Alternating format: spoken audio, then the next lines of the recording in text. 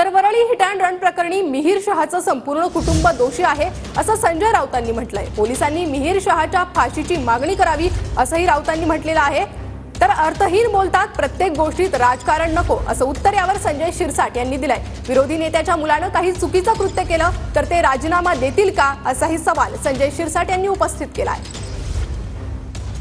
संपूर्ण कुटुंब गुन्हेगार आहे आणि ह्या मुलाला सजाए मौत फाशीची शिक्षा मुंबई पोलिसांनी मागायला हवी आणि हा खटला फास्ट ट्रॅक कोर्टात चालला पाहिजे। आता माझ्या मुलाने काय केलं तर माझं पॉलिटिकल करिअर तुम्ही खराब करणार का?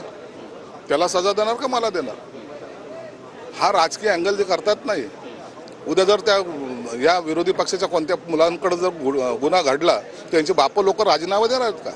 काय बेसलेस बोलतात हे आणि याला काही अर्थही नाही। म्हणून या अशा गोष्टीला थोडंसं बॅलन्स धरून सांभाळलं पाहिजे। राजकारण प्रत्येक गोष्टीत केलं नाही पाहिजे।